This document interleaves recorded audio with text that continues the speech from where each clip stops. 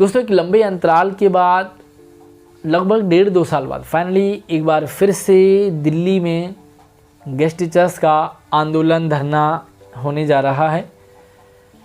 इसकी date fix हो चुकी है। आगामी 21 मार्च 2023 को दिल्ली के सभी गेस्ट टीचर्स अपनी मांगों को लेकर के इस धरने को अंजाम तक पहुंचाने वाले हैं, क्योंकि कुछ गेस्ट टीचर्स नए हैं, कुछ पुराने हैं, कुछ रिलीव हो चुके हैं, कुछ वर्किंग हैं। तो बहुत सारे सवाल डाउट भी बने हुए हैं गेस्ट टीचर्स के मन में।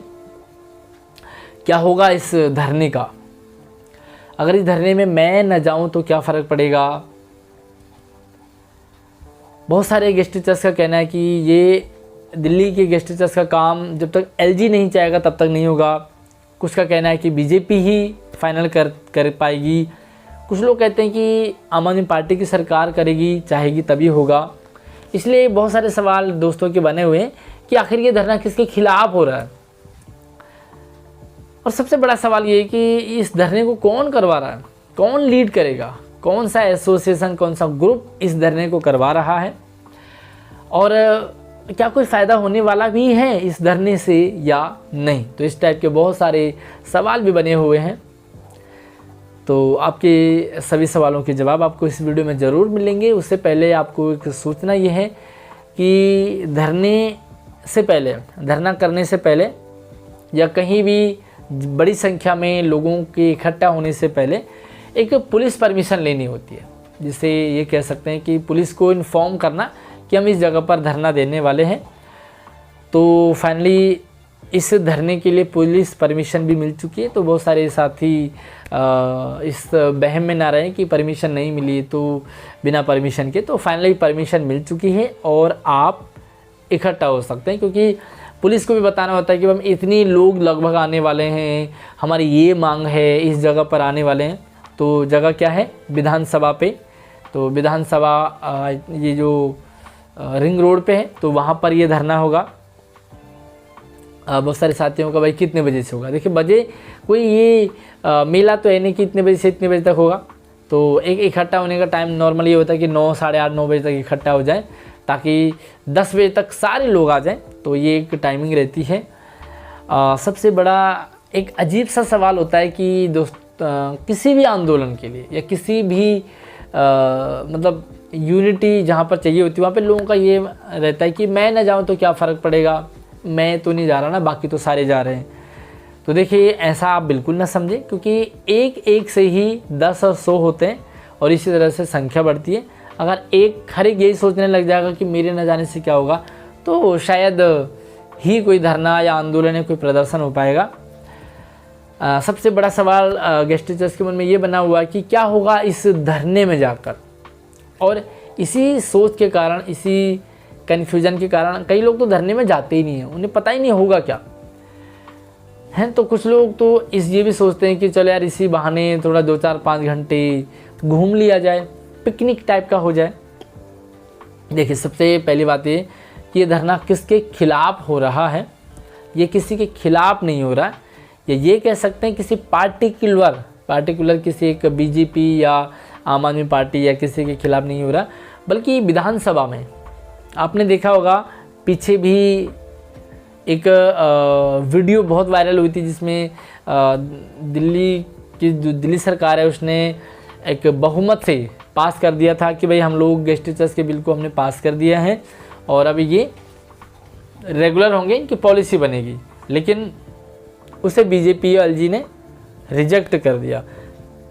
तो विधानसभा सत्र चल रहा है और विधानसभा में क्या होते हैं, सारे होते हैं, चाहे वो अपोजिट पार्टी हो, चाहे सत्ता वाली पार्टी हो, और बिना एलजी के, दिल्ली में तो बिना एलजी के विधानसभा सत्र चलता ही नहीं है। तो आप ये मान के चलिए कि इस मतलब विधानसभा में जब धरना हो रहा है तो खिलाफ कह सकते हैं आप, एलजी के खिलाफ है, बीजेपी के खिलाफ है और आम आदमी पार्टी के खिलाफ है, क्योंकि सभी लोग वहाँ पे होंगे तो अपनी मांग को रखा जाएगा। और सबसे इम्पोर्टेंट चीज़ है कि इसमें मांगे क्या है। देखिए मांगे खासकर 3 ही अभी विशेष मांग बची और बनी हुई है। पहला भैया जो रिलीव हो चुके हैं उनको किसी भी तरह से ज्वाइन किया जाए, उन्हें स्कूलों में एडजस्ट किया जाए। और अगर एडजस्ट की बात आती है तो दिल्ली सरकार ये नहीं कह सकते कि एडजस्टमेंट नहीं होगा, क्योंकि स्कूलों में एक एक स्कूल में 50, 60, 70, 80 और 90, 100 बच्चे भी हैं, तो एडजस्टमेंट आराम से हो जाएगा। दूसरी मांग ये है कि लंबे टाइम से सैलरी लंबित है, नहीं बढ़ रही है, लगभग 5-6 साल हो गए, बहुत बड़ी बात है। तो 5-6 साल से जो सैलरी अटकी पड़ी है उस पर मोहर लगाई जाए और इसे पास कराया जाए। और तीसरी जो डिमांड है वो पॉलिसी, तो क्योंकि जो मेजर प्रॉब्लम है वो तो पॉलिसी है, और जब तक पॉलिसी नहीं बनेगी तब तक सैलरी बढ़ के भी कोई फ़ायदा नहीं है, तब तक जो रिलीव हैं उनका ज्वाइन होकर भी कोई फ़ायदा नहीं है, क्योंकि आज ज्वाइन होंगे कल हट जाएंगे, है ना। तो एक परमानेंट जो सॉल्यूशन है वो पॉलिसी ही है। तो इन्हीं 3 मांगों को लेकर के गेस्ट टीचर्स इकट्ठा होने वाले हैं। तो ये भी आप ना समझे बिल्कुल कि किसी के खिलाफ हो रहा है, ये सबके खिलाफ एक तरह से मान सकते हैं। और सबसे सवाल जवाब देखिए, अंदर अगर विधानसभा चल रहा है, सत्र चल रहा है, तो न्यूज़ वाले अंदर भी होते हैं, बाहर भी होते हैं। तो क्या होता है, कई बार न्यूज़ वाले उनसे सवाल भी पूछ लेते हैं कि भैया बाहर देखो गेस्ट टीचर्स तो धरना कर रहे हैं, है ना। तो आप जो है एलजी साहब हों, चाहे बीजेपी के विधायक हों, चाहे आम आदमी पार्टी की सरकार के विधायक हों, सारे एक साथ होते हैं। तो मीडिया वाले इनसे सवाल पूछ लेते हैं, भैया आप ये जो सत्र चला रहे हैं या जो भी आप काम कर रहे हैं, तो गेस्ट टीचर्स को आप क्यों अटका रखा है, उनके काम में रोड़ा क्यों अटका रहे हो। तो अपोजिट पार्टी हो, चाहे सत्ता वाली पार्टी हो, चाहे एलजी हो, सभी से डायरेक्ट सवाल वहाँ पर हो जाते हैं और कहीं ना कहीं प्रेशर बनता है।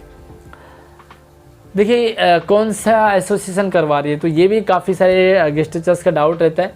हम इस एसोसिएशन को सपोर्ट करते हैं, अगर ये वाली एसोसिएशन धरना करवा रही है तो हम जाएंगे, दूसरी पार्टी वाले कहते हैं हम तो नहीं जाएंगे। अगर आप गेस्ट टीचर हैं तो अपने आप को सबसे पहले आप सिर्फ और सिर्फ गेस्ट टीचर्स मानिए, ना ही इस वाली पार्टी से, ना ही उस वाली पार्टी से, ना इस एसोसिएशन से, ना उस एसोसिएशन से। सबसे इम्पोर्टेंट और मेन चीज़, आप अगर गेस्ट टीचर हैं तो चाहे जो मर्जी बुलाए, चाहे जौन सी एसोसिएशन बुलाए, कोई भी टीम बुलाए, कोई भी संगठन बुलाए, सभी के साथ हो जाओ। क्योंकि गेस्ट टीचर्स को क्या चाहिए, पॉलिसी चाहिए, सैलरी बढ़ जाए और रिलीव वाले ज्वाइन हो जाए। तो आप ये मान के चलिए कि लीडर अलग सीन है, आप अपना रोल ज़रूर निभाइए, गेस्ट टीचर्स सारे एकजुट होइए वहाँ पर। और जब संख्या बल होता है, एक अधिक संख्या होती है, तो प्रेशर बनता है, चाहे वो सपोर्ट वाली पार्टी हो, सत्ताधारी हो, चाहे विपक्ष हो, चाहे कोई भी हो, एक प्रेशर बनता है। तो इस प्रेशर के लिए अपना रोल ज़रूर अदा करें।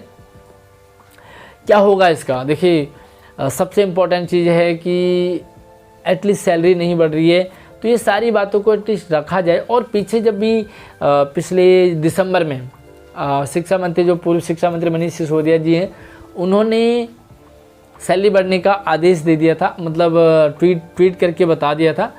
तो ये इसी का नतीजा है, क्योंकि धरने हो रहे थे, है ना। तो आप धरने में ज़रूर जाइए, अपना योगदान दीजिए और इस वीडियो को ज़्यादा से ज़्यादा शेयर करें। विधानसभा में 21 मार्च को समय से ज़रूर जाएं और अपनी पहचान, अपनी एकता का पहचान दिखाएं। जय हिंद।